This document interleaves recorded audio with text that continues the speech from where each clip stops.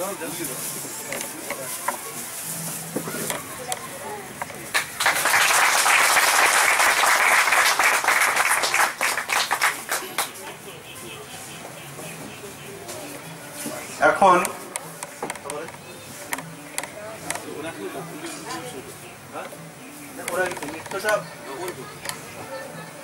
তারপরে আপনি বলবেন তো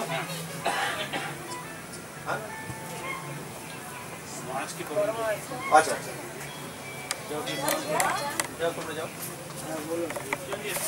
আমাদের আশ্রম অধ্যক্ষ পূজনীয় স্বামী মুক্তিপ্রদানন্দজি মহারাজকে বরণ করছেন, বরণ করে নিচ্ছে আমাদের দুই ছাত্রী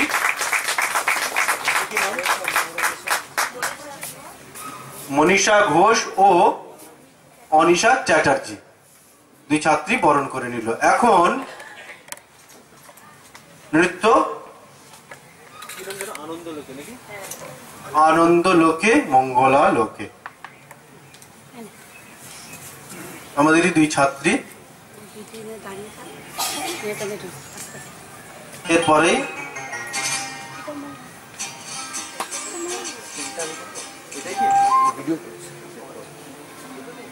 এরপরে স্বাগত ভাষণ রাখবেন আশ্রম অধ্যক্ষ স্বামী মুক্তিপ্রদানন্দজি মহারাজ।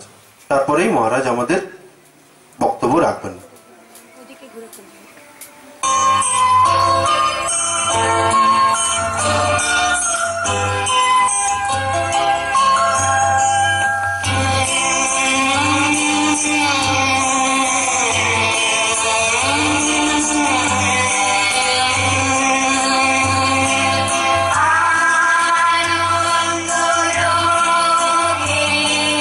Oh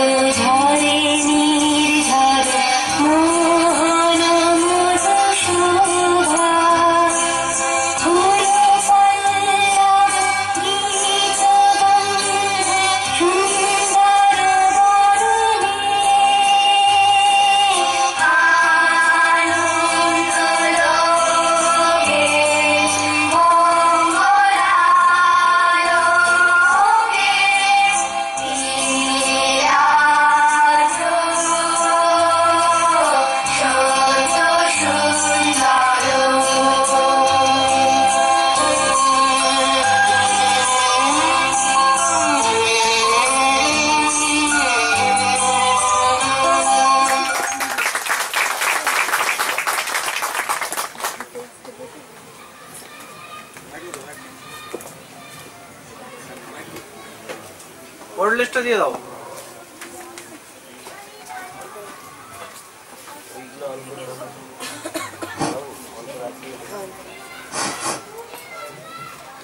হ্যালো, আমাদের পরম প্রিয় স্বামী ঈশানমানন্দজি মহারাজ আমাদের মধ্যে এসেছেন। উনি আমার ব্যক্তিগতভাবে খুব প্রিয় বন্ধু। একসঙ্গে আমরা ট্রেনিং সেন্টারে ছিলাম, একসঙ্গে সন্ন্যাস। এখন উনি দায়িত্ব আছেন রামকৃষ্ণ বেদান্ত সোসাইটি চিকাগো, আমেরিকাতে। কিন্তু ওনার সম্পর্কে দু এক কথা বলি। উনি কলকাতার ছেলে, পড়াশোনা যেমন ভালো, মেধাবী, তেমনি তার সঙ্গে হৃদয়টা বড়।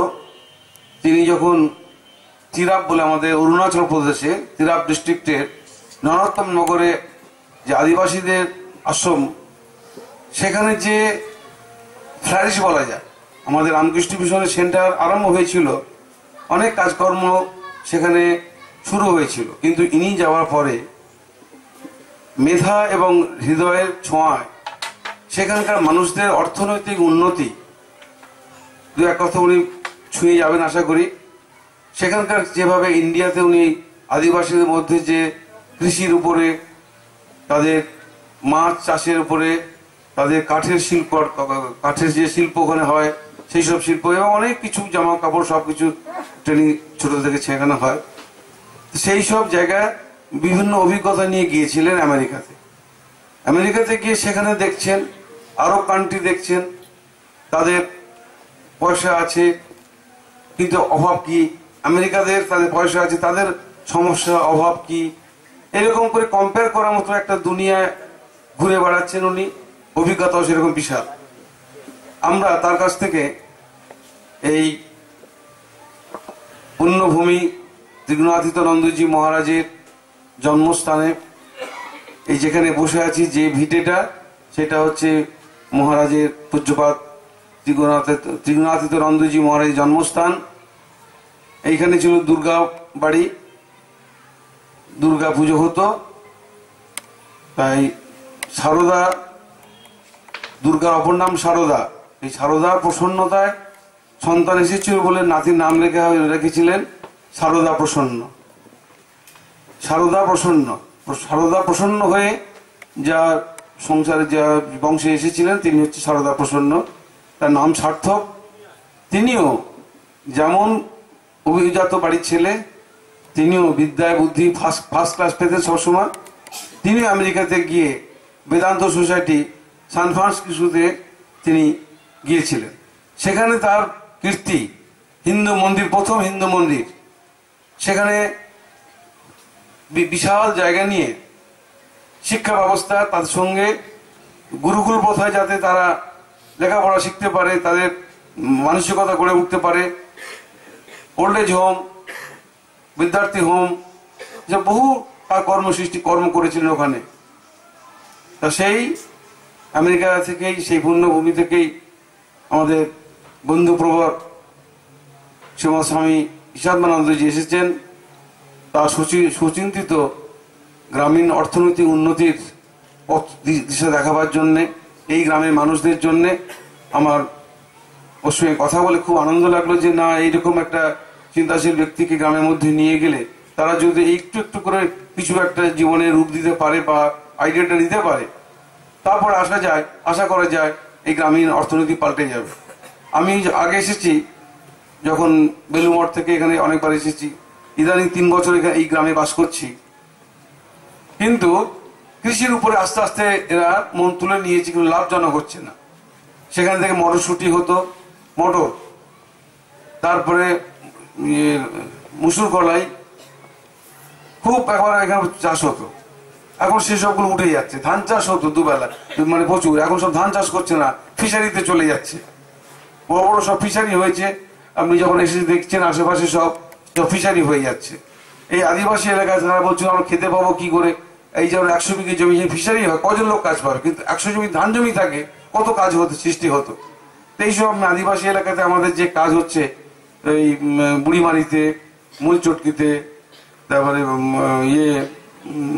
হেদিয়া, বেহুলাবাড়ি, এইসব অঞ্চলে যে কাজ হচ্ছে, তারা কর্মসৃষ্টি যেটা হওয়ার কথা ছিল সেটা অনেক সংকুচিত হয়ে যাচ্ছে। এরকম কৃষিতে নির্ভর না হয়ে শুধু শিল্প হবে না, শুধু মাছ চাষ করে হবে না, একটা সমন্বয় দরকার।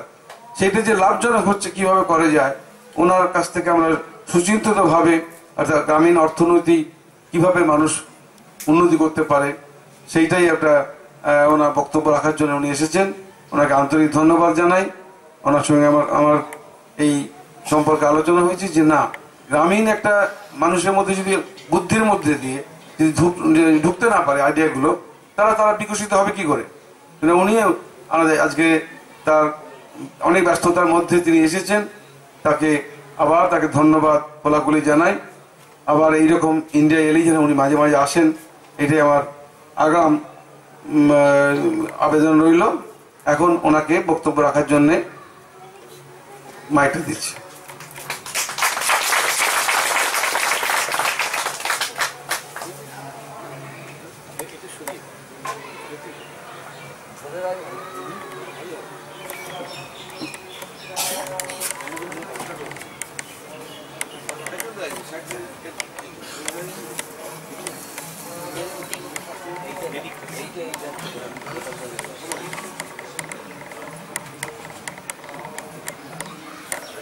বাধা হচ্ছে, মুখের সামনে একটা বাধা হচ্ছে, মরদকে দেখা যায় না। এটা ঠিক আছে, হ্যাঁ ওটা ঠিক আছে। এটা নিয়ে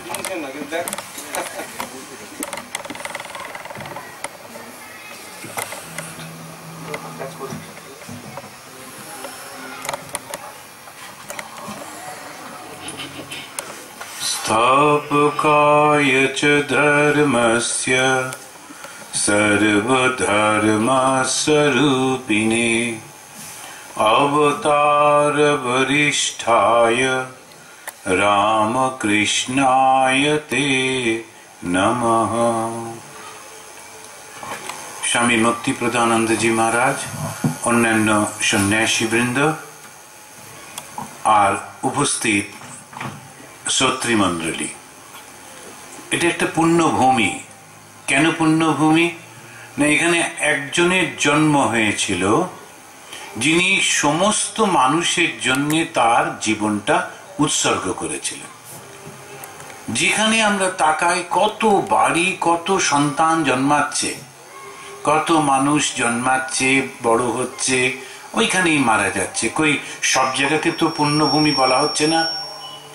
এখানে কেন পুণ্যভূমি বলা হচ্ছে? কেননা এইখানে সেই মানুষটি জন্মেছিলেন যিনি অন্যের জন্যে তার জীবন পাত করেছিলেন। তো এই যে অন্যের জন্যে তার জীবনটাকে দেওয়া, একটা অন্য রকমের ভাব আমরা দেখতে পাচ্ছি। ভগবান শ্রীরামকৃষ্ণদেব তিনি অবতার বরিষ্ঠ, ধর্ম প্রতিষ্ঠা করতে এসছেন। স্বামী বিবেকানন্দ বললেন, তো যখন কোনো অবতার আসেন তার কাজটা কি? অবতারের কাজ হচ্ছে ধর্মকে প্রতিষ্ঠিত করা। আগে রামচন্দ্র এসেছেন ধর্ম প্রতিষ্ঠা করতে, কৃষ্ণ এসেছেন ধর্ম প্রতিষ্ঠা করতে। সেই রাম, সেই কৃষ্ণ এবারে এসেছেন শ্রীরামকৃষ্ণ রূপে ধর্ম প্রতিষ্ঠা করতে। একবার ভীষণ কষ্ট ভগবান শ্রীরামকৃষ্ণের। তিনি অসুস্থ হয়ে তিনি পড়ে আছেন, ছটফট করছেন। সেই সময় একটা কোনায় দাঁড়িয়ে তারই খুব প্রিয় শিষ্য নরেন্দ্রনাথ, সে মনে মনে ভাবছে, মুখে বলেনি, মনে মনে ভাবছে, যদি উনি এবারে বলতে পারেন যে উনি ঈশ্বর, তাহলে বুঝবো। আর সঙ্গে সঙ্গে ভগবান শ্রীরামকৃষ্ণ ও মনে মনে যেটা চিন্তা করেছে সেটি বুঝে গিয়ে সঙ্গে সঙ্গে বলছেন, ওরে যে রাম, যে কৃষ্ণ, ইদানিম এই শরীরে। তো রাম যিনি, কৃষ্ণ যিনি, ইদানিম শ্রীরামকৃষ্ণ রূপে সেই একই ভগবান এসছেন। কেন? ধর্ম প্রতিষ্ঠা করতে। রাম কি করে ধর্ম প্রতিষ্ঠা করলেন? নিজে একেবারে তীর ধনুক নিয়ে বীরত্ব প্রকাশ করে রাবণকে ধ্বংস করে, হত্যা করে এবং রাবণের সঙ্গে যারা ছিল সেই রাক্ষস কুলকে তিনি হনুমানের সঙ্গে অন্যান্য অনেক তাদের শক্তির সাহায্যে সকলকে তিনি ধ্বংস করলেন। কৃষ্ণ তিনি স্বয়ং সুদর্শন চক্র ব্যবহার করলেন অর্জুন এবং পঞ্চপাণ্ডব এবং তাদের বন্ধুদের মাধ্যমে তিনি দুর্যোধন ইত্যাদি সকলকে ধ্বংস করলেন, হত্যা করলেন, করে ধর্ম প্রতিষ্ঠা করছেন। শ্রীরামকৃষ্ণ কি করলেন? কাউকে মারলেন না, কোনো অস্ত্র নেই তার, না সুদর্শন না ধনুর্বাণ। কি অস্ত্র নিয়ে তিনি এলেন? অদ্ভুত একটি অস্ত্র, সেটি হচ্ছে শিক্ষা, ওটি হচ্ছে জ্ঞান। এই শিক্ষা, এই জ্ঞান হচ্ছে মানুষের অস্ত্র। এই শিক্ষা যেটা আমরা দেখি, এই শিক্ষাটা আমাদের মা কালীর রূপের মধ্যে দিয়ে দেখতে পাই। মা কালীর গলায় যে মুন্ডমালা, কাউকে মারেননি। কোনো মহিলা যদি কাউকে মারে, খুন করে, তার মুন্ডগুলো নিয়ে মালা করে পরে, তাকে কি আমরা মহিলা বলি? মা বলতে পারি? দেবী বলে পুজো করি? কখনো হয়? হিন্দুরা কি এতই বোকা? তাহলে মা কালীর গলায় মুন্ডমালাটা কি? ওটা একটা চিহ্ন। কিসের চিহ্ন? জ্ঞানের চিহ্ন। আর জ্ঞানই হচ্ছে শক্তি। তাই মা কালী শক্তির দেবী। আমরা যে বলি না শক্তি পূজারী, শক্তির দেবী, শক্তিটা কোথায়? বাহুতে, হাতে, পায়ে, শরীরের শক্তি। শরীরের শক্তি দিয়ে আমরা পারবো হাতির সঙ্গে লড়তে? শরীরের শক্তি দিয়ে পারবো বাঘের সঙ্গে লড়তে? একটা হাতি ইচ্ছা করলে 100টা মানুষকে মেরে ফেলতে পারে, কিন্তু একটা রোগ আর ডিগডিগে লোক ওই হাতির মাথার উপর বসে ওটাকে টুকটুক করে চালাচ্ছে। অত শক্তিশালী হাতি কিছু করতে পারে না। কেন? ওই মানুষটার শক্তি আরো বেশি। কোথায় সেই শক্তি? মাথাতে। তাই ওই মাথা হচ্ছে মানুষের বুদ্ধি, জ্ঞান, শক্তির প্রতীক। তাই ওই মা গলায় মালা করে পরে রেখেছেন। আর ওই মালাটা হচ্ছে সব থেকে ভালো। যখনই কাউকে আমরা খুব পছন্দ করি, যে জিনিসটা আমাদের খুব পছন্দ, অমনি গলায় মালা করে পরি। তাই মা গলায় মালা করে পরে রেখেছেন। আর বাঁ হাতে একটা মুন্ড ধরে রেখেছেন, কাটা মুন্ড, উপরে একটা খড়গ, নিচে একটা শেয়াল বসে আছে। মা কালীর ছবিটা মনে পড়ছে? সেই শেয়ালটা বলছে মা আমাকে দাও। মা বলছেন জ্ঞান তোমার জন্য নয়, জ্ঞান মানুষের। আবার ওই মায়েরই ডান হাতটা লক্ষ্য করে দেখুন, মা কালীর উপরের দিকে হাতটা তিনি অভয় দান করছেন, আর ডান দিকেরই নিচের হাতটা তিনি দান করছেন, বরদান করছেন। তো বাঁ দিকে হচ্ছেন বামা কালী, এই ডান দিকে হচ্ছেন দক্ষিণা কালী, বাঁ দিকে বামা কালী। ডান দিকে তো যখন মানুষ যায়, মা আমার বড় কষ্ট, শরীরে বড় রোগ বেদনা, তুমি আমাকে ভালো করে দাও, ছেলেটার চাকরি দাও, এই করো সে, তখন ওই ডান দিকে খুব ভালো মা, তখন তিনি ওই আশীর্বাদ দিচ্ছেন, তিনি তখন দক্ষিণা কালী। কিন্তু যেই বলল জ্ঞান দাও, বিবেক দাও, বৈরাগ্য দাও, মুক্তি দাও, বললো বাচ্চা বাঁ দিকে এসো, তখন বামা কালী। তখন তোমাকে তোমার তপস্যার মাধ্যমে অহংকারটাকে ছিন্ন করে আমি বোধটাকে কেটে দিয়ে ওই জ্ঞানটা লাভ করতে হবে। ওটা সেই জন্য সন্ন্যাসীরা বামা কালীর পুজো করেন।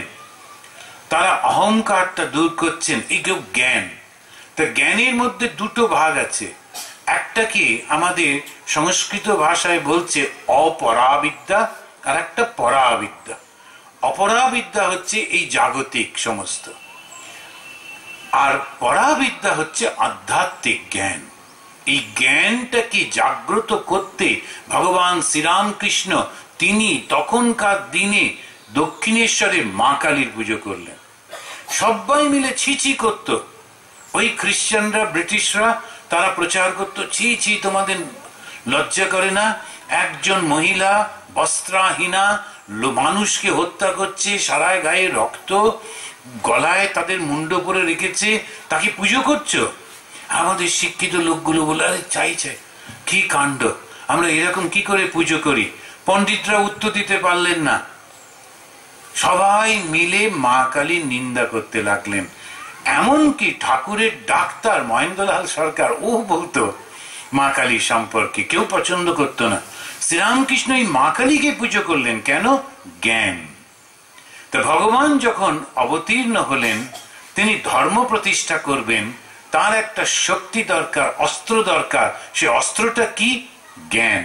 এবারে জ্ঞান দিয়ে, তাই তিনি তার শ্রেষ্ঠ, যেমন অর্জুন ছিল কৃষ্ণের, মহাবীর হনুমানজি ছিলেন রামের, বিবেকানন্দ হচ্ছেন শ্রীরামকৃষ্ণের। সেই বিবেকানন্দকে তিনি কি বললেন? নরেন শিক্ষে দেবে, নরেন সমস্ত কিছু পাল্টে দেবে, মানুষের মধ্যে চেতনাটাকে পাল্টে দেবে। এইখান থেকে শুরু হচ্ছে ধর্ম প্রতিষ্ঠা। কি করে পাল্টে দিচ্ছেন? একটা অদ্ভুত কথা বলছেন, তোমাদের মধ্যে সেই শক্তি রয়েছে যে শক্তি ভগবান বুদ্ধের মধ্যে রয়েছে, চৈতন্যের মধ্যে ছিল, যে শক্তি যীশু খ্রিস্টের মধ্যে রয়েছে, মহাপুরুষের মধ্যে রয়েছে, সেই শক্তি তোমাদের মধ্যে রয়েছে। তিনি ইংরেজিতে বলছেন each soul is potentially divine. প্রত্যেকটা প্রাণের মধ্যে দেবত্ব রয়েছে। কত বড় কথা! অন্যান্য ধর্ম বলে তোমরা পাপী পাপী পাপী, স্বামী বিবেকানন্দ বলেন না, কে বলেছে পাপী? মানুষকে পাপী বলাটাই পাপ। কিরকম ভাবে তিনি বলছেন? ওই অস্ত্র, কি অস্ত্র? আত্মবিশ্বাস। ও একবারে পারে, আমি 10 বার চেষ্টায় পারবোই। এই যে আত্মবিশ্বাস এলো, জানবেন সব পাল্টে গেল। আমার এত কষ্ট লাগে যখন দেখি লক্ষ লক্ষ লোক বক্তৃতা শুনতে গেছে, এই গড়ের মাঠে, তারপরে দিল্লিতে, এখানে সেখানে, আর ওই লোকগুলো বলছে আমি তোমাকে ফ্রিতে জল দেব, আমি তোমাকে ফ্রিতে এই দেবো ওই দেবো, আর আমরা হাততালি দিচ্ছি। আমরা কি ভিখারি? তুমি কে আমাদের দেবার? তুমি কবে থেকে মালিক হলে? একটা লোক বলে না, একটা পেপার লেখে না, আমরা কি হয়ে গেলাম? সব খুব হাততালি, কি না ফ্রিতে দেবে। ও কোত্থেকে দেবে? ও কোথাকার মালিক? আমরা ওকে চাকরি দিচ্ছি, প্রধানমন্ত্রীর চাকরি, স্বরাষ্ট্রমন্ত্রীর চাকরি, আমাদের পকেটের টাকা ট্যাক্স হিসেবে যাচ্ছে, ও মাইনে পাচ্ছে, ছেলে মেয়েকে খাওয়াচ্ছে, ও আমাদের কি দেবে? একবার কেন আমরা বলি না, ওই তুমি থামো, কে তুমি আমাদের দেবে? আমরা কি ভিখারি? কেন বলতে পারি না? ওই তো বলতে হবে। ওই যে জ্ঞান, ওই যে শক্তি কবে বলতে পারবো? যখন ভেতরে আত্মবিশ্বাস আসবে। দুটো জিনিস শেখালেন ভগবান শ্রীরামকৃষ্ণ। শ্রী শ্রী মাকে রাখলেন গৃহস্থদের মধ্যে। গৃহস্থ কিরকম হবে? আত্মবিশ্বাসী। গৃহস্থ কিরকম হবে? নিজের একেবারে সম্বন্ধে দারুণ ভাবে সচেতন। তাই শ্রী শ্রী মাকে ঠাকুর বললেন কারো কাছে হাত চিট করবে না। আপনারা তো অনেকেই জীবনী পড়েছেন। শ্রী শ্রী মাকে ঠাকুর বলছেন কোনদিন স্বামীর ঘরটা ত্যাগ করবে না। মা তো নারী, তাই তিনি বললেন অন্যরা ডাকবে, শিষ্যরা আদর করে নিয়ে যাবে, স্বামীর ঘর ত্যাগ করবে না। কেন? ওইখানে তোমার অধিকার, মাথা উঁচু করে বাঁচার। কোনো দিন হাত চিট করবে না কারো কাছে, পারলে হাত উপুড় করবে, দেবে, নেবে না। আবার ওই ভগবান শ্রীরামকৃষ্ণ তিনি স্বামী বিবেকানন্দ, যিনি সন্ন্যাসী, সন্ন্যাসীদের নেতা, তাকে বললেন তুই ঘরে ঘরে ভিক্ষা করে যা আনবি আমার জন্যে, ভগবানের জন্যে, আমি তাই খাবো। সন্ন্যাসী ঘরে ঘরে যাবে, ভিক্ষা করবে। কেন? এই যে মানুষটা আমার পাশে বসে আছেন, কি শক্তি জেগে উঠেছে ভেবে দেখুন তো। তিনি যাচ্ছেন বিভিন্ন জায়গায়, বিভিন্ন অফিসে, তাদের সঙ্গে কথা বলছেন, তাদের কাছ থেকে টাকা নিয়ে আসছেন, গ্রামের উন্নতি করছেন। কিরকম একটা শক্তি! যে কেউ পারবে? পারবে না। কিন্তু যখন আমরা কাজ করছি, আমাদের ওই যখন চেরাপুঞ্জিতে ছিলাম, ওখানকার আগে একজন চিফ মিনিস্টার ছিলেন, উনি তখন এরকম আমাদের খুব নিন্দামন্দ করছিলেন। তা একটা জায়গায় আমি তখন তাদেরকে বললাম, আমরা যখন সরকারের কাছে যাই, আমরা কোনো পার্টি বুঝি না। গভর্নমেন্টের নিয়ম হচ্ছে, উচিত হচ্ছে যে ট্যাক্সটা পাও সেই দিয়ে এই সমস্ত মানুষের উন্নতি করা। করছো না তোমরা, তাই তো সন্ন্যাসী হয়ে আমরা করছি। বিবেকানন্দ ওইটাই তো শেখাচ্ছেন। আমাদের সমস্ত শিক্ষা, আমাদের সমস্ত কর্মের মধ্যে দিয়ে মানুষকে কি আমরা বলি এইটাই, আত্মবিশ্বাসী হও। এই আত্মবিশ্বাসী আমরা কখন হতে পারি? প্রথম, একটা মানুষকে যদি গাছ হিসেবে দেখি, যে গাছটার আসলটা কি, তার ফল কি বলুন তো? গাছের আসলটা কি? যেটা না থাকলে গাছটা থাকবেই না। কোনটা সেটা? মূল। যদি তার শিকড়টা না থাকে, মূলটা না থাকে, গাছ তো বাঁচবেই না। তা গাছটার আসল হচ্ছে, তার গোড়াটা হচ্ছে ওই শিকড় গুলো। মানুষের সমাজের শিকড় হলো অর্থ, পয়সা, অর্থনীতি হচ্ছে তার গোড়া। যতই বিদ্বান বুদ্ধিমান হই না কেন, যদি খাবার না থাকে, কালিদাস হয় বুদ্ধিহারা। যখন ঘরেতে ভাত নেই, কালিদাস বসে বসে কবিতা লিখতে পারবে? প্রথম হচ্ছে অর্থনীতি। এই অর্থনীতিটাতে আমাদের জোরটা কমে গেছে। যেই অর্থ এলো, তারপরে যদি শিক্ষাটা না থাকে, তখন কি হয়? আমি মিডল ইস্টে গেছিলাম, মায়েরা কিছু মনে করবেন না, বোনেরা কিছু মনে করো না। এক একটি মানুষ কোটি কোটি টাকার মালিক, তারা একটা বাড়িতে 25-30 জন মহিলা কিনে রেখে দিয়েছে। হারেম, ভাবা যায়? ভোগ করছে পশুর মতো। বিরাট বিরাট গাড়ি বাড়ি, তার আলাদা ফ্যামিলি আছে, আর একটা বাড়িতে এরকম ভাবে রেখেছে। কেন? প্রচুর অর্থ। কি করবে বুঝে উঠতে পারছে না। সেই জন্য অর্থ যেই এলো, সঙ্গে সঙ্গে যেটি দরকার শিক্ষা। শিক্ষা, সেই জন্য গাছের গোড়াটা হচ্ছে শিক্ষা। ওই যে বিরাট স্টেমটা উঠে গেছে, ওই যে গাছের চেহারা, ওটা হচ্ছে শিক্ষা। তা প্রথম শিকড়টা হচ্ছে অর্থনীতি, দ্বিতীয় গাছের ওই গোড়াটা হচ্ছে শিক্ষা, ডালপালা পাতা এগুলো হচ্ছে সংস্কৃতি।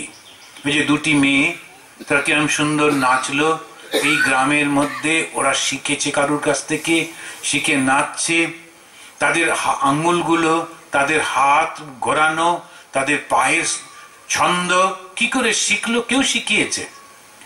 এখন এই যে জিনিসটি আমরা দেখছি, এই হচ্ছে কালচার। আমরা যখন রান্না করছি, খেতে দিচ্ছি, তখন ওই কালচার।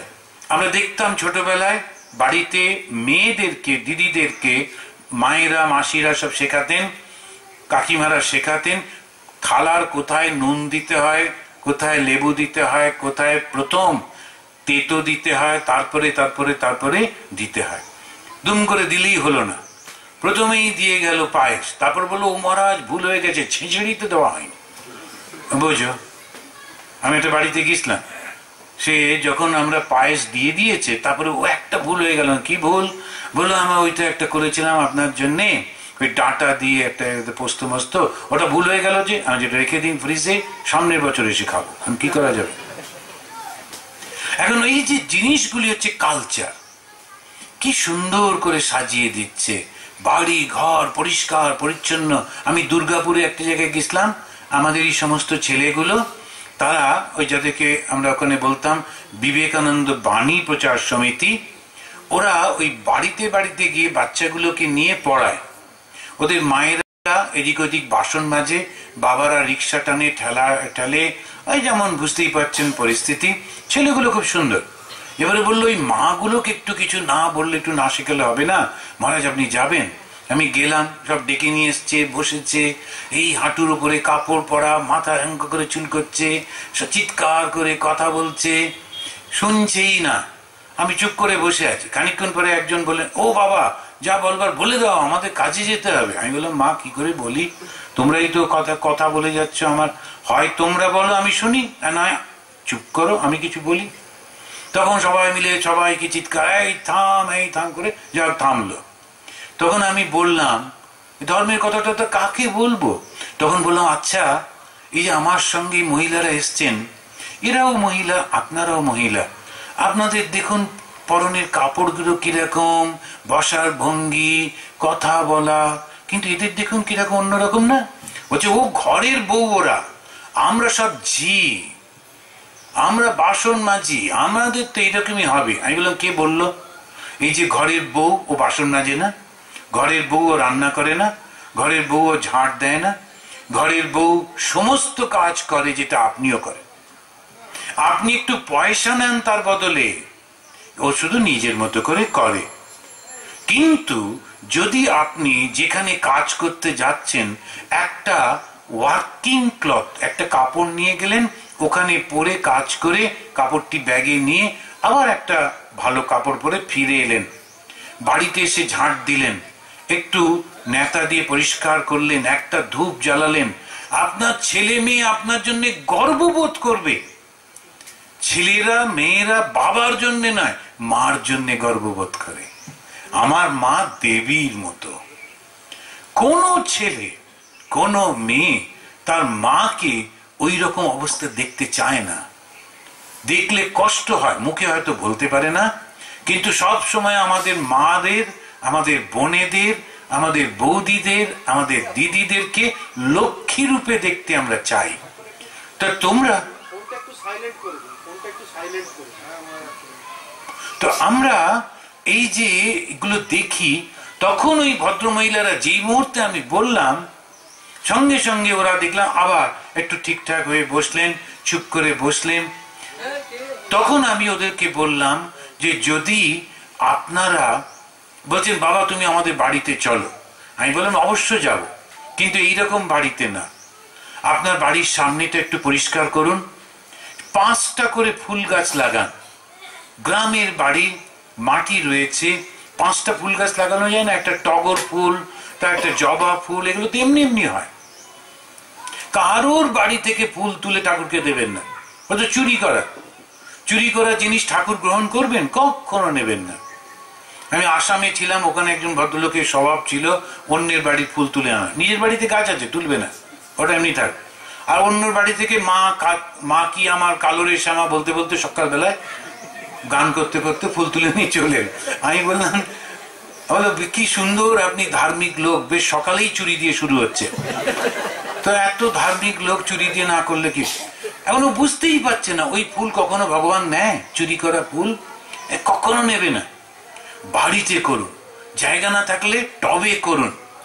বাড়িটা নিজে ওদেরকে বললাম 10 টাকা দিয়ে একটা চুন কিনে নিয়ে আসুন, একটা বালতির মধ্যে চুনটা ভিজিয়ে, আজকাল দেখবেন টিউব পাওয়া যায়, নানান কালার পাওয়া যায়, হলদে ওটা সেটা, যেটা আপনার পছন্দ, ওই চুনের মধ্যে মিশিয়ে একটু কাপড় দিয়ে একটু টেনে দিন, বাড়ির বাইরেটা ভেতরটা টেনে দিন, চকচক করবে, থাকতে ভাল লাগবে। সমস্ত বাড়িতে যেখানে যত মাকড়সা ঝালমাল ঝুলছে পরিষ্কার করে, তখন দেখবেন এটা দম নিতে পছন্দ হচ্ছে। একটু নেট দিয়ে জানলাগুলো ঢেকে দিন, বাড়ির মধ্যে যখন থাকছেন খাচ্ছেন মশা আসবে না। মানুষের মতো বাঁচতে হবে, যখন বাঁচবো তো মানুষের মতো বাঁচবো, না সন্ন্যাসী না গৃহী, একই মাঝামাঝি পড়ে।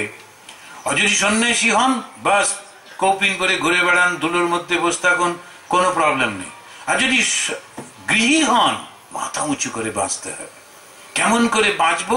অর্থনীতি, শিক্ষা, সংস্কৃতি, আর ওই যে ধর্মর কথা বলি, এই ধর্ম হচ্ছে গাছের ফলটা, শ্রেষ্ঠ জিনিসটা।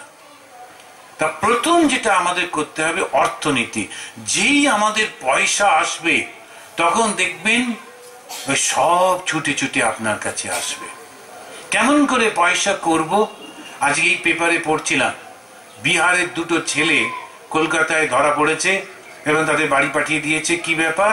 দাউদ ইব্রাহিমের কাছে যাচ্ছে। দাউদ ইব্রাহিমকে আমরা পেপারে পড়ি, গুন্ডা লোক, সে ওর ধারণা হয়েছে যে দাউদের কাছে গেলে ওর দলে ভিড়লে প্রচুর পয়সা পাওয়া যাবে, আরামে বাঁচবো। তাই কখনো হয়? ভালো করে বাঁচতে হলে অর্থনীতি। এই অর্থনীতিটা কি করে করা যায় আমি কথা বলছিলাম। আমি গেছিলাম যেখানেতে ওই নকশাল বাড়ি, দার্জিলিং এ, ওই গ্রামে। আমি সেইখানে গিয়ে ওদের স্কুলেতে কলেজে বক্তৃতা করলাম, তারপরে এমনি কথা বলছিলাম। তারপরে রাত্রি 9টার সময় যখন ফিরে আসি, অনেকগুলো সব লোকেরা এসে আমাকে ধরলো, আপনার কাছে আরো কথা বলবো, আমরা বিবেকানন্দের একটা এখানে ক্লাব করবো। আমি না, বিবেকানন্দের ক্লাব করার দরকার নেই। আপনার একটা নাম দিন নকশাল বাড়ি জাগছে। কেন? আমাদের সব কর্তারা নকশাল বাড়িতে গিয়ে তারা প্যাকেট প্যাকেট বিড়ি খেয়েছেন আর দুটো তিনটে ওই মরচে পড়া বন্দুক নিয়ে ভয় দেখিয়েছেন, যে এমন এক আন্দোলন করেছেন। নকশালবাড়ি গ্রামটা এত ভালো গ্রাম, এখন এমন বদনাম হয়ে গেছে যে ওখানে ঠিকানা থাকলে পুলিশে চাকরি হয় না, মিলিটারিতে তো নেবেই না, সরকারি চাকরি নকশালবাড়ির ঠিকানা থাকলে ফেলে দেবে।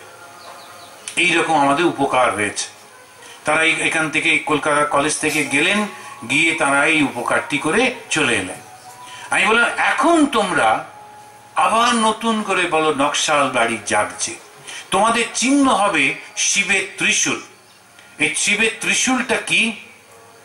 মাঝখানে যেটা থাকে শিবের ত্রিশূলের, ওইটি হচ্ছে অর্থনীতি। তার ডান দিকে যেটা আছে ওটা হচ্ছে শিক্ষা, বাঁ দিকে যেটা আছে ওটা হচ্ছে স্বাস্থ্য। এই শিবের ত্রিশূলের এই তিনটেকে মনে রাখো। প্রথম অর্থনীতি কেমন করে করবে? আমি বললাম কখনো কোনো গ্রামে গিয়ে আমি পাইয়ে দেবো এটা কখনো করবে না। এটা একটা অদ্ভুত অবস্থা হয়েছে।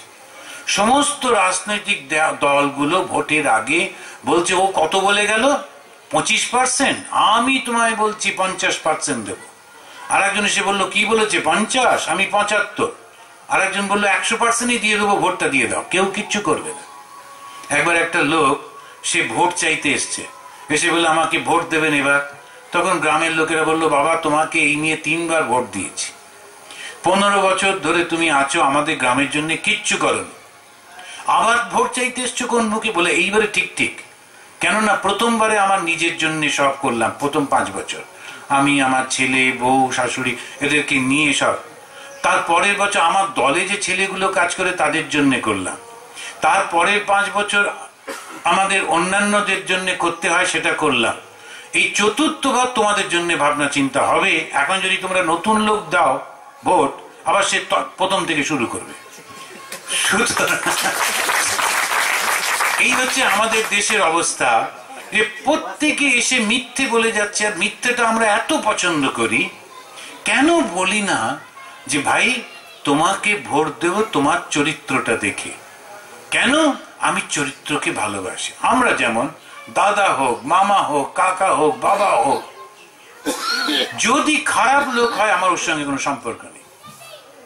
যেই হোক, আত্মীয় হলে খারাপ লোক হলে ওর সঙ্গে সম্পর্ক রাখতে হবে না, ওইটা করব না। আমি সবসময় ধর্মের সঙ্গে, ভালো মানুষের সঙ্গে। এই হচ্ছে সব সময় মনে রাখতে হবে, আমি তো ভগবানের সঙ্গে থাকবো, ভালো মানুষের সঙ্গে থাকবো। ওই জন্য যখন অর্জুন তিনি দ্বিধাগ্রস্ত যে তিনি কি ভীষ্মকে তীর মারবেন, দাদু হন তার, তখন কৃষ্ণ বলছেন কিন্তু অন্যায়কে সাপোর্ট করে, অন্যায়ের সঙ্গে আমরা থাকবো না। যদি সত্যি করে আপনারা ভালো মানুষ হন, ওই বলতে হবে দেখো বাপু ভালো যে আমি তার সঙ্গে আছি, যে খারাপ সে যেই হোক আমার ছেলে হলো ওর সঙ্গে আমি নেই। ওই হচ্ছে প্রথম চরিত্র। দ্বিতীয় কি করতে হবে? কারোর ওপর নির্ভর না, নিজের মতো করে করতে হবে। একটা গ্রামে গিয়ে যদি আমরা সার্ভে করি, যদি দেখি একটা গ্রামে কটা লোক আছে, ধরা যাক 50টা পরিবার, কি করে তারা? ওই 50টা পরিবারের মধ্যে প্রথম অর্থনীতিটাকে কিভাবে জাগানো যায়। আমি মহারাজের সঙ্গে কথা বলছিলাম, কারণ ও গ্রামে অনেক কাজ করেছে, জানি। আমরা তো একটু ওপর থেকে অত জানি না, আপনারা বলতে পারবেন। ধরুন একটা বাড়িতে পুকুর আছে, আপনারা অনেক ভালো বলতে পারবেন। যদি পুকুরটার উপরে আমরা বাঁশ দিয়ে চালা করে, যেমন আমি নর্থ বেঙ্গলে দেখেছি, আসামে দেখেছি, বাঁশের চালা করে হাঁস রেখে দিয়েছে।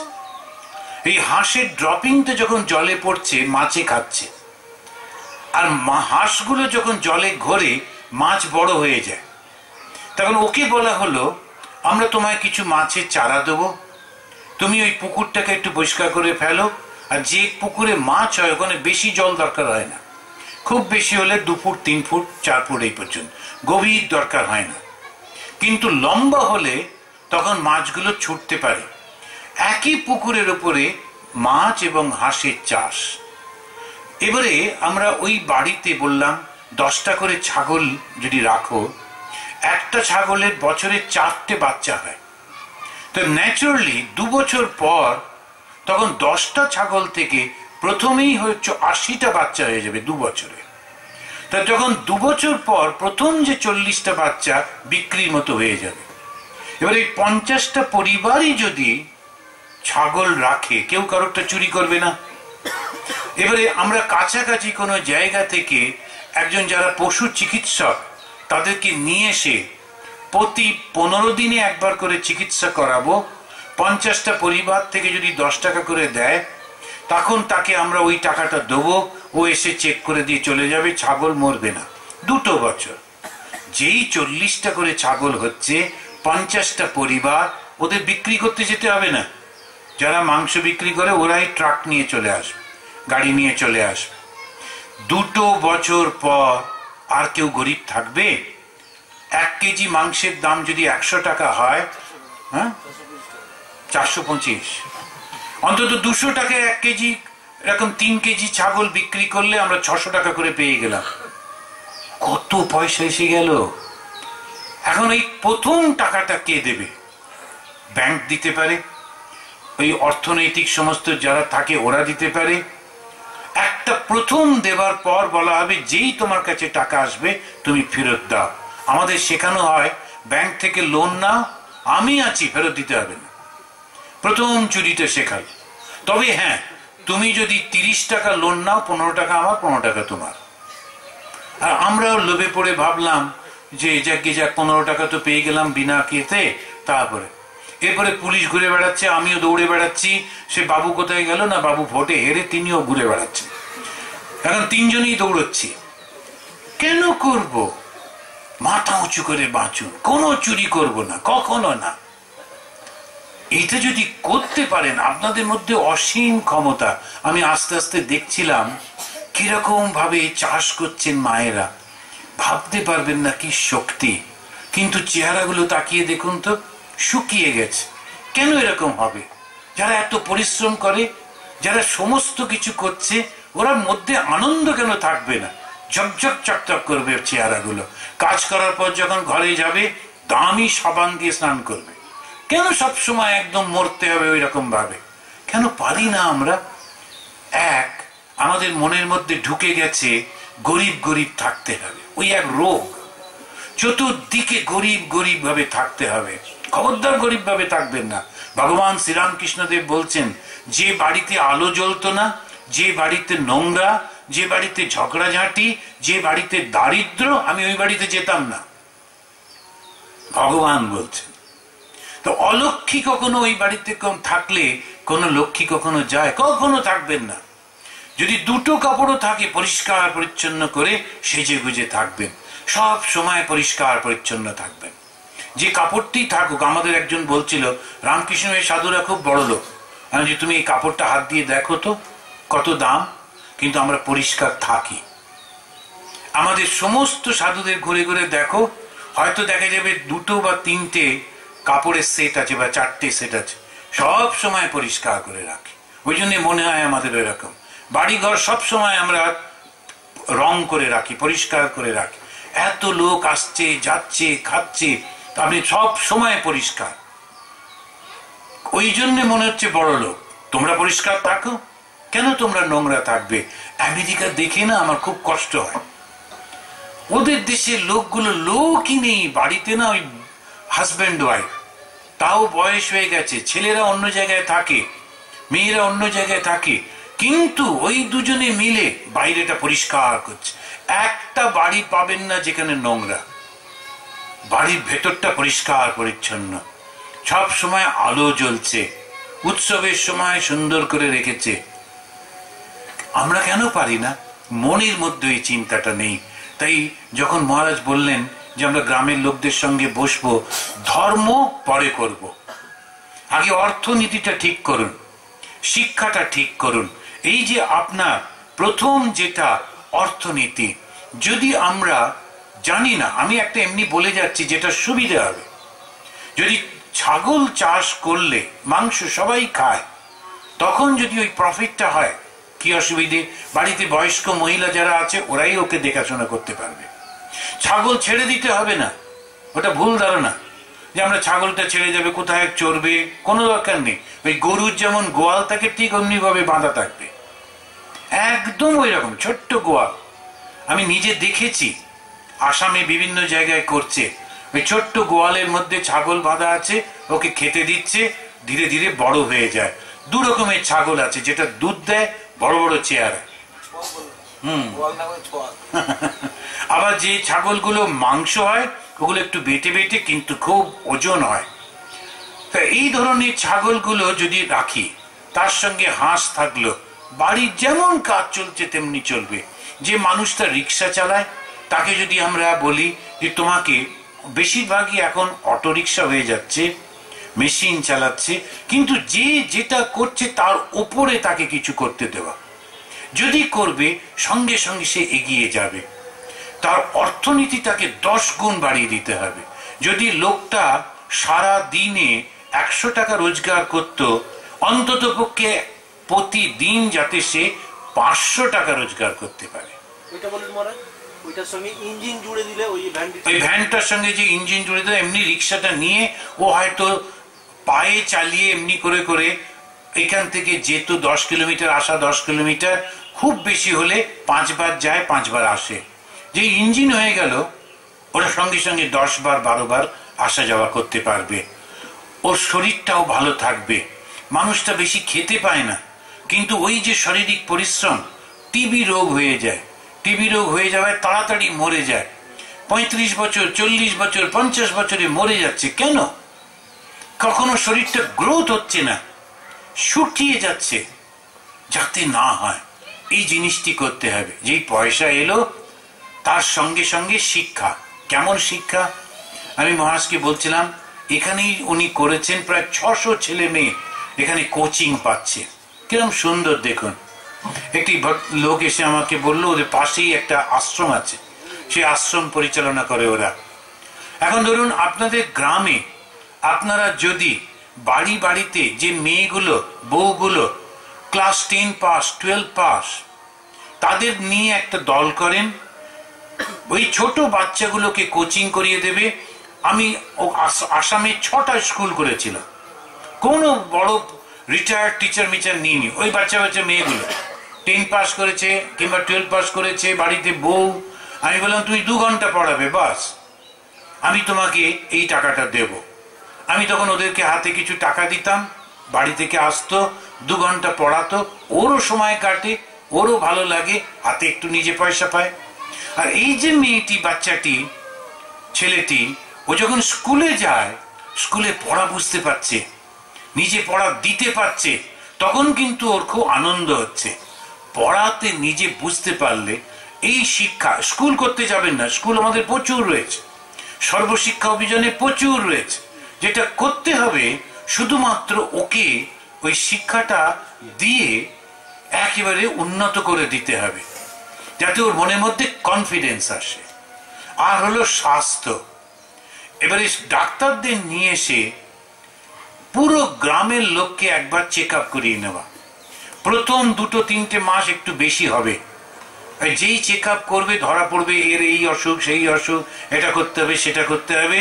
কিন্তু 6 মাস 8 মাস পর ওই দেখা যাবে শুধু প্রিভেন্টিভ কেয়ার, হাতের নখটা পরিষ্কার করে কাটা, বাড়িতে ফিরে এসে হাতটা সাবান দিয়ে ধোয়া, সবসময় একটুখানি হাইজিনিক ব্যাপারটা থাকা, এই তখনই দেখবেন সব হয়ে যাচ্ছে। আমি দিল্লি থেকে একজন ভদ্রলোক এসেছিলেন, এসে আমার সঙ্গে কথা বলছেন, কিরকম আমাদের অবস্থা দেখুন। বেলুর মঠে দাঁড়িয়ে বলছেন, स्वामी इस बार मैं आ गया, इस लेकर कितनी बार आया बेलूर मठ में, ये पवित्र भूमि है। কথা বলছে, থু থু করে থুতু ফেলছে আমার সামনে দাঁড়িয়ে। আমি কোন রকমে একটু দূরে দূরে চলে যাচ্ছি, যত দূরে যাই ও তত কাছে এসে, কারো কারো থাকে না বা একটু কাছে এসে কথা বলে অভ্যেস, কিন্তু অস্বস্তি দেখুন। তারপরে না পেরে কোনো একটা মানুষকে এটা বলা তো খুব লজ্জার। আর শিক্ষিত লোক, ব্যাংক ম্যানেজার, তাকে বলতে হলো যে अरे भाई ये तो आप कह रहे हो कि ये पवित्र भूमि है, थूकते हो क्यों? এই যে তুমি থুতুটা ফেলছো, আর একটা লোক খালি পায়ে, বেশিরভাগ সাধুরা খালি পায়ে ঘরে বেলুর মঠে, এখন খালি পায়ে হাঁটে, তোমার থুতুটা যদি ওর পায়ে লাগে এবং তার যদি অসুখ বিসুখ হয়, ভক্তরা খালি পায়ে হাঁটেন, তাদের অসুখ বিসুখ হতে পারে, একটু কি মনে পড়ছে না? ধার্মিক আমরা এই দিকে বোধ নেই। আমরা হাঁচো হাঁচো করে যাচ্ছি, অন্য লোকের কত কষ্ট হয় কিছুতে বুঝতে পারে না। হাতে একটা রুমাল নিয়ে মুখটা চাপা দিতে হয়, এগুলো কেন শেখাতে হবে? এইটুকু মনুষ্যত্ব কেন জাগবে না? ওইগুলো বাচ্চাদেরকে শেখাতে হয়। আর যেই করবেন তখন দেখবেন অদ্ভুত ধরনের একটা মানসিক শক্তি আসছে, সেই বিশ্বাস কিনা আমিও মানুষ। রাস্তাঘাটে যত দেখবেন গরিবের ছেলেগুলো, তারা কুৎসিত ড্রেস পরে, কানেতে একটা এরকম লাগিয়ে শুনছে, মাথার উপরে কালো একটা চশমা লাগিয়েছে, লাগিয়ে ঘুরছে। কেন? ও অন্যের দৃষ্টি আকর্ষণ করতে চায়। আমিও কেউ, কিছু করতে হবে না। যেই আপনি নিজে একটু ভালো হবেন, এমনি লোকেরা দেখতে আসবে। যদি একসঙ্গে বসে একত্রিত হয়ে একটা গ্রাম দাঁড় করাতে পারেন, তখন দেখবেন ওই গ্রাম দেখবার জন্য লোকেরা আসবে, চতুর্দিকে খবরটা চলে যাবে। আমি ওখানে বলেছিলাম আমাদের সমস্যা হচ্ছে নেতৃত্ব নিয়ে, নেতা নেই। আমরা সবাই হয় নেতা আর নয় সবাই কর্মী। কেন? কেননা এত বছর ধরে আমাদেরকে ডিকটেশন দিয়েছে, এইটা করো, আমরা খুব সুন্দর করি। কিন্তু যেই বলা হলো নিজেরা বসে একত্রিত হয়ে করো, আর করতে পারি না। কে করবে, কে নেতৃত্ব দেবে, এই সমস্যা। ওই জন্য রামকৃষ্ণ মিশন যেখানে আছে, সেখানে যে সাধুটি রয়েছেন, ওকে আপনাদের অ্যাডভাইসার রাখুন। ভেতরে নেবেন না, অ্যাডভাইসার। তিনি বলে দিলেন তুমি এটা করো, ওইটা করো। 2 বছর 3 বছর দেখবেন পাল্টে যাচ্ছে। আমার কথাগুলো কি মনে হচ্ছে? এটা কি সম্ভব? না আমি বলে যাচ্ছি বলে চুপ করে শুনে যাচ্ছে? না, সত্যি সত্যি বলছি, আমার বড় দেখতে ইচ্ছে করে। স্বামী বিবেকানন্দ বলছেন, ওরে নেই নেই করে কি তোরা নেই হয়ে যাবি? আমাদের দেশে সব রয়েছে, শুধু যেটা নেই ওটা আত্মবিশ্বাস। আমরা পরিষ্কার পরিচ্ছন্ন হয়ে থাকব, আমাদের অর্থনীতিটাকে সুদৃঢ় করব, আর কখনো কারোর কাছে হাত পাতবো না। যারা এসে বলবেন রাজনৈতিক নেতারা, কর্তারা, যে আমরাকে এই পাইয়ে দেব, ওই পাইয়ে দেব, সঙ্গে সঙ্গে নিজেদের মনের মধ্যে ঠিক করতে হবে এই লোকটাকে না, এটাকে হবে না। যে আসবে আমাদের সঙ্গে কাঁধে কাঁধ মিলিয়ে কাজ করবে এবং ঠিক ঠিক কথা বলবে, ওই লোকটা ঠিক আছে। ট্যাক্স নিতেই হবে, কিন্তু ট্যাক্স নিয়ে কাজও করতে হবে। আমেরিকার এই দেশের মধ্যে আমরা ছোটবেলা থেকে শুনে এসেছি আমেরিকা খারাপ, আমেরিকা খারাপ, আমেরিকা খারাপ। জানেন, আমি ওখানে গিয়ে চোখ খুলে গেল। সকাল 6টার সময় সব লোক অফিসে বেরিয়ে পড়েছে, সব লোক, এবং ওরা 8টার মধ্যে অফিসে বসে গেছে। 8টা থেকে সন্ধ্যে 5টা পর্যন্ত নড়ানড়ি নেই। 1 ঘন্টা শুধু টিফিন, লাঞ্চ, ওর মধ্যেই, অফিসের মধ্যেই প্রচন্ড কাজ। যেই পারলো না বেরিয়ে যাও। আমাদের এখানে কোনো ক্রমে একে তাকে ধরে যদি একটা টিচারই পেয়ে গেলাম, বাস আমার তো পড়াবার দরকার নেই। এবার আমি মারা যাবার পর আমার ওই পেনশন আমার বউ পাবে, বউ চলে গেলে আরেকজন পাবে, পেতেই থাকলো। ওদের দেশে বড় বড় প্রফেসরদের পার্মানেন্ট চাকরি নেই, জানেন? কোনো পার্মানেন্ট। প্রত্যেক বছর ওই প্রফেসরকে 3টে অ্যাসেসমেন্ট টেস্ট দিতে হয়। একটা ছাত্রদের কাছে, একটা ওখানকার অথরিটির কাছে, আর একটা এডুকেশন ডিপার্টমেন্টের কাছে। 3টে টেস্ট দিতে হয় প্রতি বছর। তারপরে যদি তোমাকে স্যাটিসফাই হলো, তখন সে চাকরি পেল। আবার এত সোজা জিনিস না। ওখানে বাস খুব কম, প্রত্যেককে গাড়ি রাখতে হয়, গাড়ি চালিয়ে যেতে হয়, বরফের মধ্যে গাড়িটাকে পরিষ্কার করতে হয়, বরফ খুঁড়ে খুঁড়ে ফেলতে হয়, নিজে এসে রান্না করতে হয়। আমাকে একজন জিজ্ঞেস করছিলেন আমরা কিরকম খান, তা আমাদের ওখানে খাওয়া কিরকম জানেন? ওই একসঙ্গে অনেকটা কিনে নিয়ে এসে ফ্রিজে রেখে দেওয়া হয়, কোনো কুক নেই, কে রান্না করবে? ওই খানিকটা নিয়ে গরম করে খাও, যদি তুমি করতে না পেলে জল খাও, আর কোনো উপায় নেই। কোনো রান্নার লোক নেই, নিজে ঘর ঝাড় দেওয়া, কাপড় কাচা, পুজো করা, বক্তৃতা করা, রান্না করা, লোক এলে তাকেও বলতে হয় ভাই করে না। আমাদের ওখানে কেউ কেউ বেড়াতে আসেন, ওরাও জানে, ওরা নিজেরাই এলো, ফ্রিজ খুললো, জিনিস বার করলো, রান্না করলো, খেলো, থালা ধুলো, পরিষ্কার করে রেখে টেকে গল্প টল্প করে চলে গেল। দেওয়া দেবীর ব্যাপার নেই। এই যে জিনিসগুলি কি অসাধারণ। আর আমাদের এখানে এই মহারাজ ডাকলেন, আরামসে খেলাম, তারপরে এই মাছ সেই মাছ সব খাওয়া টাওয়া হলো, খাওয়ার পর থালাটা রেখে উঠে পড়লাম, আরেকজন সেই থালা ধুয়ে দিল। কি প্রচন্ড পরিশ্রম ওদের, ভেবে দেখুন। বাড়ি যদি নোংরা হয় অমনি এসে টিকিট দিয়ে গেল, তোমার বাড়িতে জল জমেছিল বাড়ির উঠোনে, সেই উঠোনেতে জল জমায় মশা হয়েছে, মশা হয়ে পাশের বাড়ির লোকটাকে কামড়ে দিয়েছে, সুতরাং তুমি $1000 পেমেন্ট করো। ভীষণ সমস্যা, আপনি ভাবতে পারবেন না। আমাদের এখানে কত সুবিধে, যেই খেয়ে দিয়ে গাড়ি থেকে নোংরাটা জানলা দিয়ে ফেলে দিলাম, সারা দেশটাই আমাদের ডাস্টবিন, কোনো প্রবলেম নেই। ওখানে যেই ফেললেন সঙ্গে সঙ্গে পুলিশ এসে ক্যাক করে ধরলো, ওটা তোলো। কুকুর নিয়ে হাঁটছে যে মালিক, তার হাতে ওই কাগজ থাকে, প্লাস্টিকের থাকে, কুকুরটা যেই নোংরা করলো মালিক নিজে হাতে ওই গুটা তুলে ওই কৌটোর মধ্যে রেখে দিচ্ছে। আবার বিভিন্ন জায়গায় বক্স আছে, ওর মধ্যে ফেলতে হয়। আর আমাদের এখানে মালিক কি, কুকুর কি, মালিকই করছে, কোনো অসুবিধা নেই। এখন এই জিনিসগুলো থেকে একটুখানি আমাদেরকে বাঁচতে হবে। আমরা যে আমেরিকাকে খারাপ খারাপ বলে যাচ্ছি, ওদের এই সমাজটা শিখতে হয়। কিন্তু আমেরিকার একটা দুঃখের জিনিস কি, দুঃখের জিনিস হলো ওরা বড় একলা, কেউ নেই, কেউ কারোর সঙ্গে কথা বলার নেই, ভীষণ একলা থাকতে হয়। আর সেই কারণেতে ওদের মনের মধ্যে, আর আমাদের এখানে ওইটা খুব ভালো, পাড়া প্রতিবেশী, গল্প, আত্মীয়, বন্ধু, এত গল্প একদম খুব চলে। একটু কমাতে হবে, নইলে আবার কাজ করার সময় পাওয়া যাবে না, কাজটা করতে হবে। আর এইটা, আর দ্বিতীয়, যারাই আপনারা রামকৃষ্ণ ভাবধারার মধ্যে আসছেন, অন্যরা করুক আর না করুক, আমাদের এই 3টে প্রতিজ্ঞা নিতে হবে। 1, আমরা গরিব থাকবো না। 2, আমরা অশিক্ষিত থাকবো না। 3, আমরা সর্বদা সুস্থ থাকার চেষ্টা করব ভালোভাবে। আর আরেকটা জিনিস হচ্ছে পরিষ্কার পরিচ্ছন্ন থাকবো সব সময়, সব জায়গায়।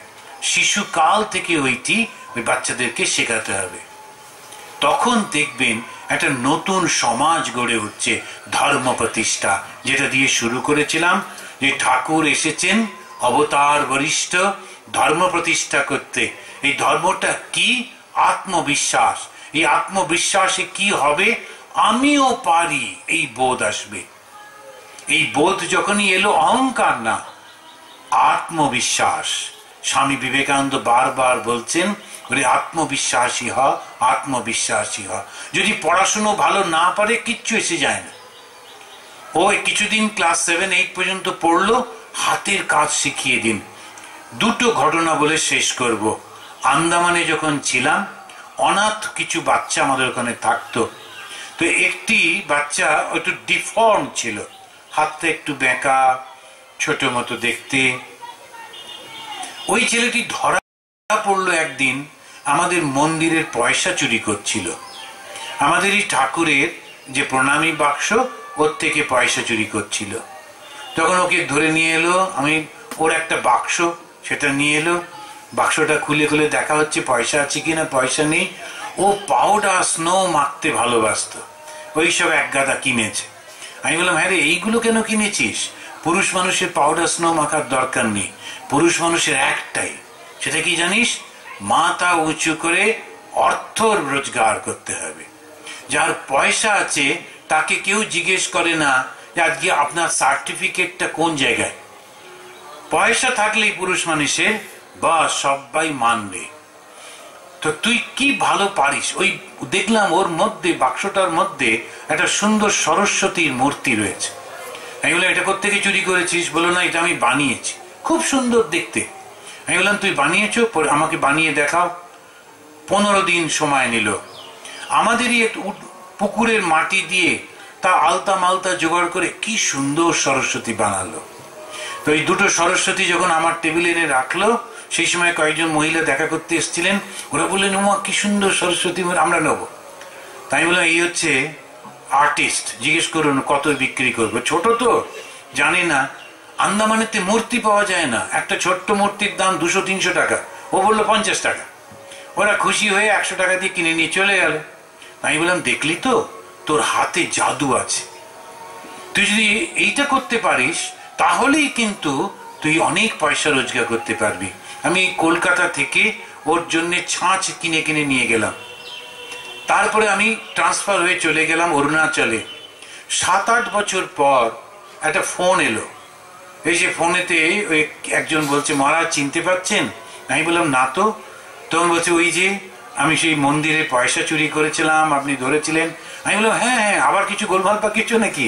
তো বলছেন না, জানেন আপনি ওই যে আমাকে শিখিয়ে দিয়েছিলেন, এখন আমার 3টে স্টুডিও আন্দামানে, আমার কাছে 15টা ছেলে কাজ করে, আর আন্দামানে যত মূর্তি দুর্গা কালী আমার কাছ থেকে সবাই কেনে। গাড়ি করেছে, বাড়ি করেছে, বিয়ে করেছে। ও বলছে আপনাকে আসা যাওয়ার ভাড়া দেবো প্লেনে, আপনাকে আসতেই হবে। It is possible. ওই যে ছেলেটির মধ্যে ও যদি টেটে ঠুলে গুতোগুতি করে ক্লাস 10 পাস করতো কি হতো, কিন্তু ওই ক্লাস 8 পর্যন্ত পড়ে ওই যে হাতের কাজ করলো। আমি গেলাম ওর জন্যে আন্দামানে, গিয়ে দেখলাম সত্যি সত্যি কি সুন্দর স্টুডিও বানিয়েছে, মূর্তি টুর্তি বানাচ্ছে, ছবিও আঁকে। আর একটি ছেলের গল্প বলি।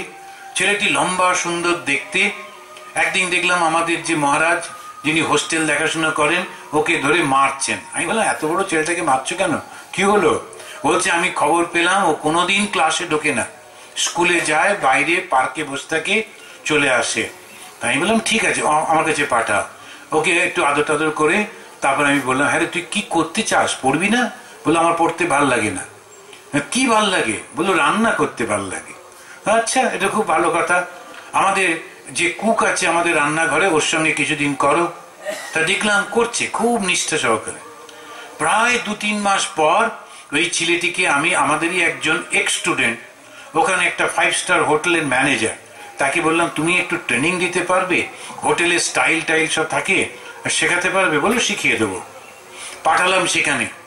প্রায় 7-8 মাস, প্রায় 1 বছরের মতো হোটেলের কাছে সব শিখলো টিকলো।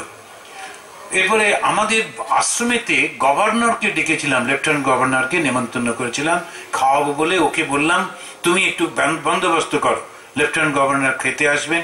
আমাদের খুব গরিব অবস্থা, ও গেছিল দেখে এসেছিল। তখন ওইখানেতেই ও এত কায়দা করে একটা বড় গামলাতে সে ফুলের পাপড়ি ভাসছে, তারপরে একটা প্রদীপ রয়েছে, মোমবাতি জ্বলছে, তার গ্লাসের মধ্যে কাপড়গুলো দেওয়া রয়েছে, এসব নানান রকম করে সাজানো। গভর্নর ঢুকে বলছেন স্বামীজি তো 5 স্টার হোটেল দেখছি। তা আমি বললাম হ্যাঁ তাই তো, কেননা 5 স্টার হোটেল থেকে ট্রেনিং নিয়েছে আমাদের ছেলেটা। উনি বলেন ওকে এক্ষুনি ওর নাম এমপ্লয়মেন্ট এক্সচেঞ্জে লিখিয়ে দিন। আমি লিখিয়ে দিলাম, ওর সার্টিফিকেট, রান্না করতে পারে ইত্যাদি। 7 দিনের মধ্যে ওর চাকরি হলো গভর্নমেন্টের একটা গেস্ট হাউসে। তখনকার দিনে 1997 হবে, ও 5000 টাকার মাইনের চাকরি হয়ে গেল। ও আমাকে ফোন করে বলেছিল যে স্বামীজি আমি চাকরিটা ছেড়ে দিচ্ছি। আমি বললাম কেন? বললো আমি নিজে হোটেল করব, চাকরি ছেড়ে দিয়ে একটা টাকা পাওয়া যাবে, আর আমার কাছে টাকা জমিয়েছি। ওর বাবা নেই, মা নেই, বুদ্ধি করে ওইটা করছে, একটা হোটেল করব, আর ওখানে লিখে দেবো বাঙালিদের হোটেল, প্রচুর বাঙালি টুরিস্ট আছে, বাংলা খাবার খেতে। আমিও, সেই ছেলেটি দাঁড়িয়ে গেল। 2টি ছেলে পালিয়ে গেছিল আশ্রম থেকে, ধরে নিয়ে এসে বললাম তোরা পড়াশোনা করবি না? বললো না। কেন পালালি? বললো ড্রাইভিং শিখবো বলে পালালাম। কলকাতায় পাঠালাম, ড্রাইভিং শেখালাম। সেই ছেলে 2টির কাছে এখন 3টি করে গাড়ি, 3টি গাড়ির মালিক। আন্দামানের ঘটনা। কেন পারবে না? এই দুর্গাপুরে একজন মহিলা, তাকে দিয়ে আমি চালু করেছিলাম হাউস হোস্টেস। এই যে আপনাদের ঘরের মেয়েগুলো রয়েছে, ক্লাস 8-9 পর্যন্ত পড়লো। ওরা যদি মেশিনে কাপড় কাচতে শেখা, মেশিনে ঘর পরিষ্কার করতে শেখা, একটু কষা মাংস বানানো, কেক বানানো, ফোনটা তুলে হ্যালো বলে জিজ্ঞাসা করা, ওদিক থেকে কেউ কিছু বললে লিখে রাখা, এই যে বাড়ির মালিক আছে তাকে একটু খবরের কাগজ পড়ে শোনানো, এই ট্রেনিংটা যদি 6-7 মাস আপনারা নেন, কলকাতায় চাকরি হয়ে যাবে। এই ইয়েতে দুর্গাপুরে এটা করেছেন একজন মহিলা, এবং 1.5 বছরে তার 45 জন মহিলা চাকরি পেয়ে গেছেন, প্রত্যেকের মাইনে 3000 টাকার ওপর। আমি বললাম বাড়ির ঝি না, হাউস হোস্টেস, ও বাড়িতে এসব দেখাশুনো করবে। আপনারা নিশ্চয়ই জানেন সেই সং কি জানো, সেই মিউজিক একটা সিনেমা ছিল, না back piper, sound of music একটা সিনেমা ছিল, তারপরে ওটার বাংলাও হয়েছিল। ওই হচ্ছে হাউস হোস্টেস। প্লেনে করে গেলে যদি কোনোদিন কেউ গেছেন, যদি যান, দেখবেন ওই মেয়েরা তারা খাবার দিচ্ছে, থালা পরিষ্কার করছে, জল দিচ্ছে, এরকমই কাজ করছে, সেজে গুজে পরিষ্কার, মাইনে প্রায় 50,000 টাকা। এইরকম যদি আমরা মেয়েগুলোকে শেখাতে পারি, তখন তারা একদম মাথা উঁচু করে কাজ করতে পারবে। আপনারা এই মহারাজকে ধরুন, ওনার নাম হচ্ছে মুক্তি প্রদানন্দ।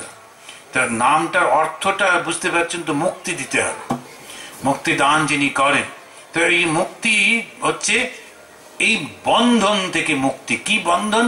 আমি কেউ নই, আমি পারবো না, আমি গরিব, আমি অশিক্ষিত, একেবারে না।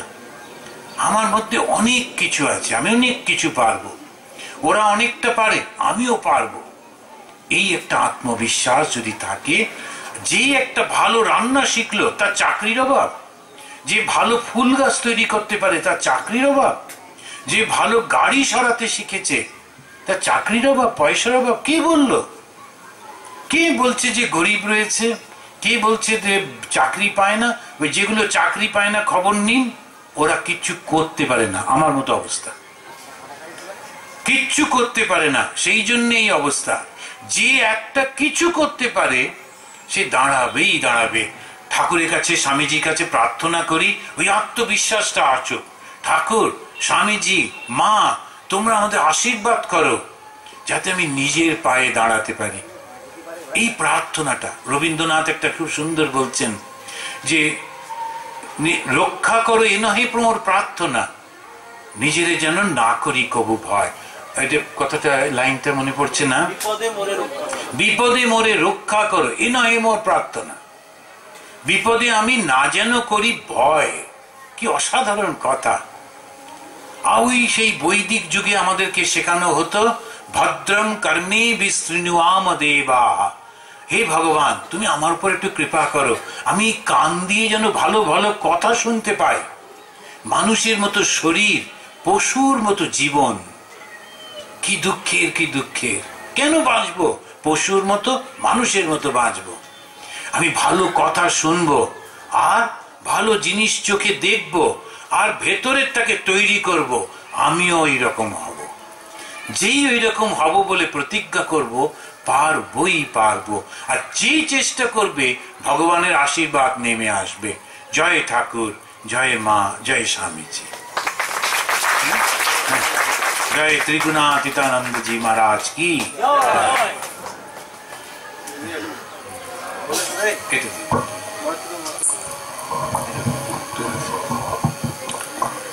এতক্ষণ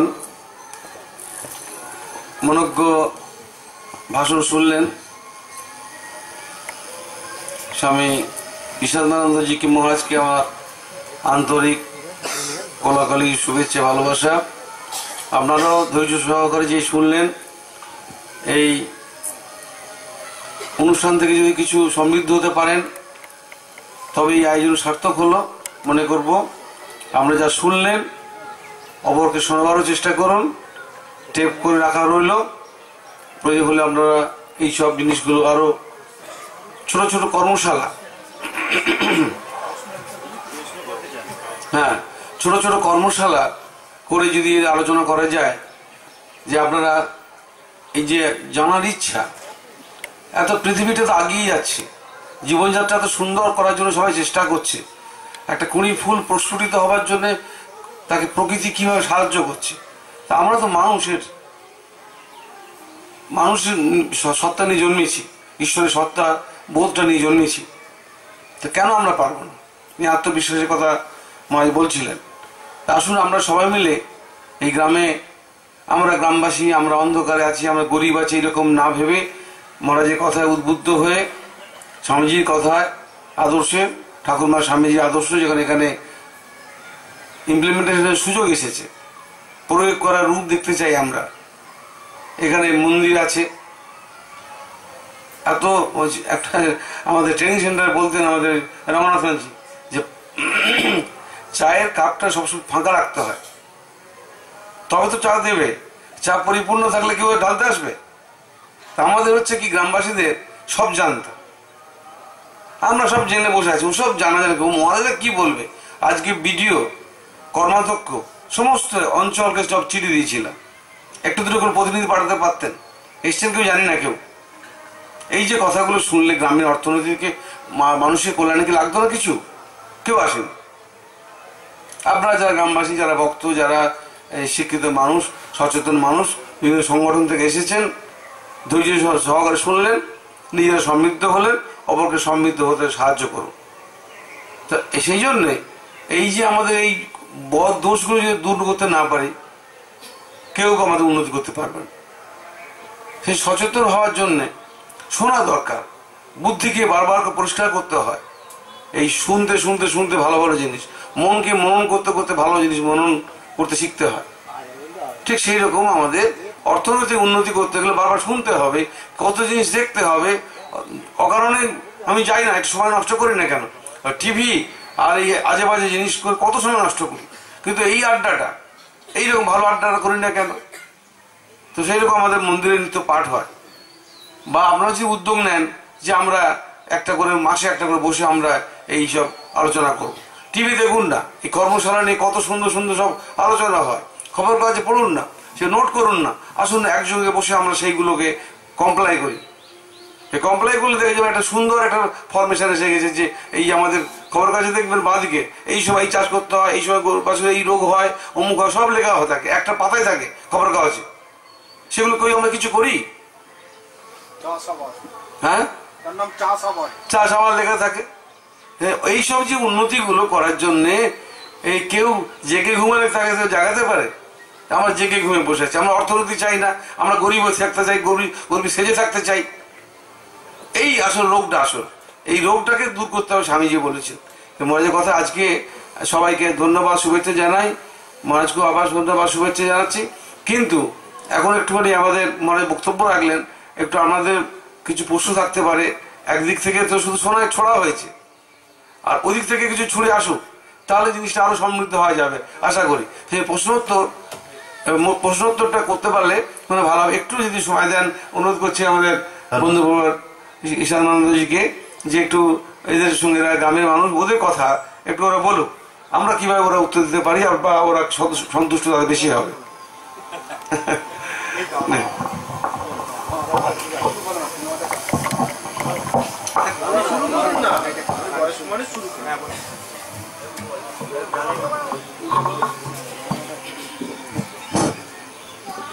প্রথমে মহারাজের হাজার প্রণাম জানিয়ে আমি আমার কথা বলছি। আমাদের নাওড়া গ্রাম একটি ছোট্ট গ্রাম, যাই হোক আজ ঠাকুর ত্রিগুণাত্রীদের জন্মস্থানে এখানে আমরা তানার জায়গায় বাস করছি, এবং উনি যে এখানে জন্মেছিলেন আমরা আগে জানতাম না, অনেক পরে আমরা জানতে পেরেছি। যাই হোক, আপনাদের সহায়তায় নাওড়া গ্রামে অনেক কিছু হয়েছে, আশা করি আরও অনেক কিছু হবে।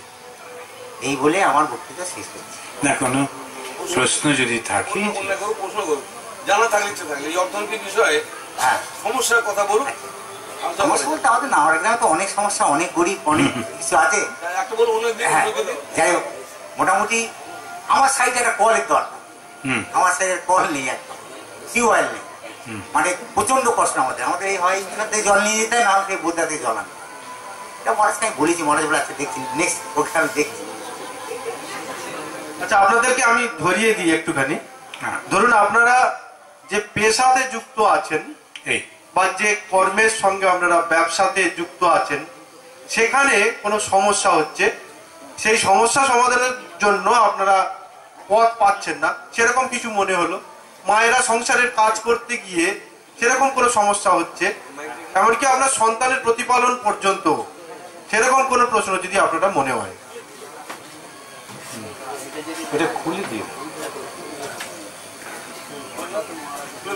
আমি মহারাজকে প্রণাম জানিয়ে আমি আসছি সুন্দরবন এলাকার থেকে, একবার প্রত্যন্ত সুন্দরবন কুলতলি ব্লক। তো আমি স্বামীজি কয়েকবার গেছেন আমাদের ওখানে, আমাদের পরিস্থিতি দেখেছেন, রাস্তাঘাট থেকে শুরু করে মানুষের কি দুরবস্থা। আমার অঞ্চলের নাম হচ্ছে মেরিগঞ্জ 2 নম্বর অঞ্চল। এই অঞ্চলে প্রায় 25,000 নরনারী বাস করেন। এবং এখানে যে সমস্যা, আমার যে মৌজাটা আছে সেটা হচ্ছে কৈলাসনগর মৌজা, সেখানে প্রায় 2500 মানুষ বাস করে।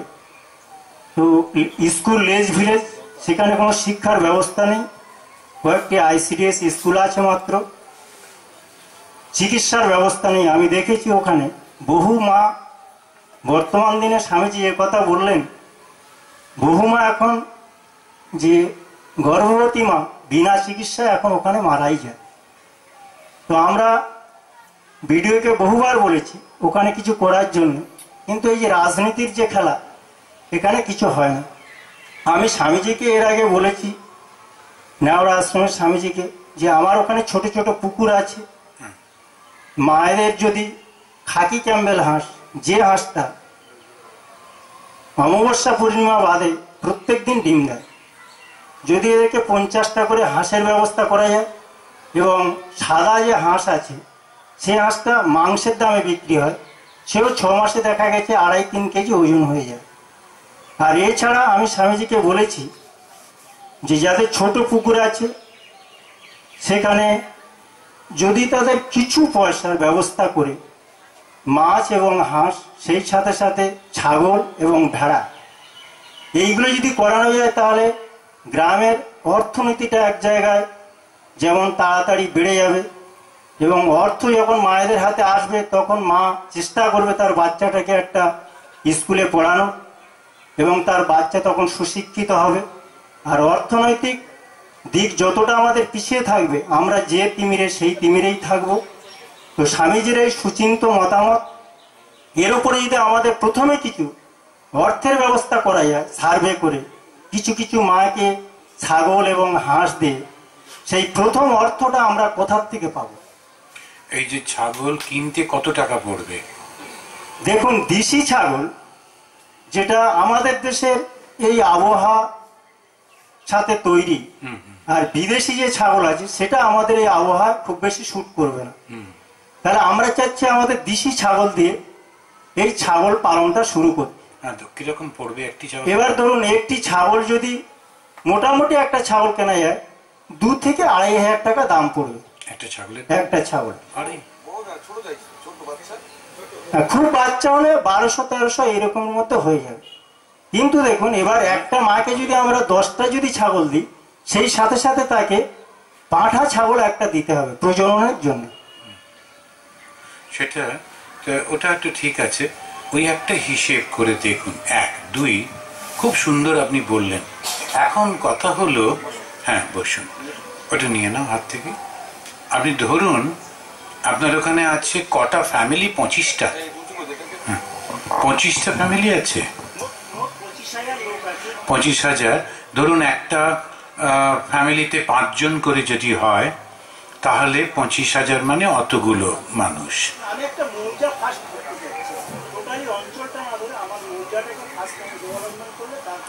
সে এমন একটা ধরুন, তাহলে কটা ফ্যামিলি কত হলো? মোটামুটি 50টা ঘর নিয়ে যদি করেন, সেই 50টা ঘর নিয়ে করলে আমি যতদূর জানি প্রতি 15 জনে একসঙ্গে করে যদি আপনারা একটা গ্রুপ করেন, সেলফ হেল্প গ্রুপের টাকা পাওয়া যায়, ব্যাংক থেকে পাওয়া যায়। যে আপনারা জানেন কি, 15 জন করে যদি আপনারা একটা গ্রুপ করেন, গ্রুপ করে যদি বলেন যে এই 15 জন আমরা নিজেদের মধ্যে একটা ব্যবসা করতে চাই, বিশেষ করে মেয়েরা, এই যে আপনি মায়েদের কথা বলছিলেন, ব্যাংক থেকে লোন পেতে পারবে। স্বনির্ভর গোষ্ঠী, এই স্বনির্ভর গোষ্ঠীতে আপনি যেটা চাইছেন আপনি নিশ্চয়ই করতে পারবেন, কোনো অসুবিধা হওয়ার কথা নয়। এই আপনার খুব সুন্দর, কিন্তু ঠিক করতে হবে 2-3টে নয়, আপনাকে করতে হবে 50টা ফ্যামিলি নিয়ে। কারণ 50টা ফ্যামিলিতে 3টে গ্রুপ হয়ে গেল বা 4টে গ্রুপ হয়ে গেল, করে নিয়ে আপনি এই কাজটা তো করতেই পারবেন। ওই যে বললেন হাঁস যেটা বলছেন, ছাগল যেটা বলছেন, পুকুরে মাছ, এই 3টে করলে তখনই আপনার ওই ইকোনমিটা ডেভেলপ করে যাচ্ছে। যেই 50টা ফ্যামিলি হবে তখন কেউ কারোরটা চুরি করবে না। বাইরে থেকে চুরি করতে এলে 50 জন একসঙ্গে তাকে রক্ষা করবার চেষ্টা করবে। আর এই 2 বা 3টে বছর কেটে গেলেই এই টাকাটা রোল করতে শুরু করবে। আপনাকে, স্বামীজিকে যেটা দেখতে হবে যাতে ওই টাকাটা ব্যাংকে ফেরত যায়। প্রথম যে বিক্রি করলো তার থেকে কিছু টাকা কেটে নিয়ে ব্যাংকে ফেরত দেওয়া, দ্বিতীয়বারে ফেরত, তাহলে সেকেন্ড টাইম লোনটা অনেক বেশি পাওয়া যায়। তাহলে তো টাকার উপর নির্ভর করতে হবে না কারোর উপর। এইটা আপনারা একটা প্ল্যান করুন, মহারাজকে নিয়ে গিয়ে ওই 50 জনকে বসিয়ে। 1, 2, এখানে বলা হয় আমাদের গীতাতে, যোগা কর্ম সুকৌশলম, সবাইকে বাবা বাচ্চা করে শান্ত রাখবেন, কখনো রাগিয়ে দেবেন না। বিশেষ করে রাজনীতির যে লোক আছে তাদেরকে রাগাতে নেই, কেন? ভালো না করতে পারুক, ক্ষতিটা করতে পারবে। সেই কারণে যেই মহারাজকে নিয়ে যাবেন তখন কিন্তু আপনি নিউট্রাল, ওরা জানে। আর এই মহারাজের অ্যাডভাইসে আপনারা করলেন, কিন্তু একটা প্রতিজ্ঞা একেবারে আগুন ছুঁয়ে করতে হবে যে টাকা আমরা ফেরত দিয়ে দেব। 2, আমরা কখনোই ওই মেরে ফেলবো না হাঁস বা যে ছাগল, ভালো করে দেখাশোনা করলাম না মরে গেল, তা করব না। আর যে টাকাটা পাবো সেইটা একটা ভালো করে রেখে মহারাজের কাছ থেকে উপদেশ নিয়ে সুন্দর করে, কিন্তু ছাগল কেনা বা হাঁস কেনা আপনারা করবেন, কেন ওটা আপনারা ভালো চেনেন, আমরা তো চিনব না কোনটা। এই যেমন আপনি বললেন বিদেশি ছাগল চলবে না, এটা আপনারা ভালো পারবেন। আমার মনে হয় আপনার থেকে শুরু করা যায়, খুব ভালো হবে। একটা সার্ভে করে নিন। হ্যালো, এটা এই ব্যাপারে একটু বলি, বাস্তব অভিজ্ঞতার কথা। রাজেন্দ্রপুর গ্রাম আদিবাসী অধ্যুষিত ছিল, তাদের adult school, non formal school, জনশিক্ষা চালু করেছিলাম। এখন সেখানে যথেষ্ট লেখাপড়া শিখেছে। সেই সময়তে আমি ওদেরকে মিটিং করেছিলাম, সেলফ হেল্প গ্রুপ করেছিলাম। আমি তাকে অল্প অল্প টাকা দিয়ে 1000, 2000 করে আমার যত সাধ্য ছিল করেছি। আর ওরা প্রত্যেক মাসে 20 টাকা করে জমা করতে করতে একটা ফান্ড হলো 10,000 হচ্ছে ওখানে। আর তোমার এখানে কি করে তোমাদের খেতে পাও না? ছাগল গরুগুলো কঙ্কালসার চেহারা, তোমাদের চেহারা খেতে পাচ্ছ না, কি করা যায় বলো তুমি? বলে বাবু, এই মহারাজ, এই বাবুদের জমি আছে আশেপাশে, সেই জমিগুলো তুমি যদি আমরা নেব, কিন্তু টাকা নেই, আর ওই ধান, সারের টাকা, জলের টাকা সব দিতে হয়, পারি না, সেই জন্য আমরা গরিব হয়ে আছে, খেতে পাই না। তো এইখানে আরম্ভ করা যাক। আচ্ছা, তোমাদের এই জমি নিতে কত লাগে আর এ লাগে কত? তা আমি 40টা ফ্যামিলি বাস করে ওখানে, তাই 22 টাকা ফ্যামিলিকে দিয়েছিলাম 2000 টাকা করে লোন জনশিক্ষা থেকে। বুক বেঁধে, দেখো বাবু, তোমরা কিন্তু টাকা দিলে আমার চাকরি যাবে, মঠ আমাকে গলা গদ্দান কেটে দেবে, তুমি এরকমভাবে টাকা দিলে তো তোমাকে বসিয়েছো ওখানে, টাকা নষ্ট করলে। সেই টাকা আমাদের এই পূজনীয় মহারাজ, বয়স্ক মহারাজ আছেন, উনি একটা ফান্ড করে দিয়েছিলেন 50,000 টাকা, আর আমি 50,000 টাকা জোড়া করে 1 লাখ টাকার ফান্ড করেছিলাম। সেই থেকে ওদেরকে ভরসা করে দিলাম। আদিবাসী মানুষ, শিক্ষিত হয়নি তখনও। এই পাশে গ্রামে রাজের জিজ্ঞেস করে আসুন।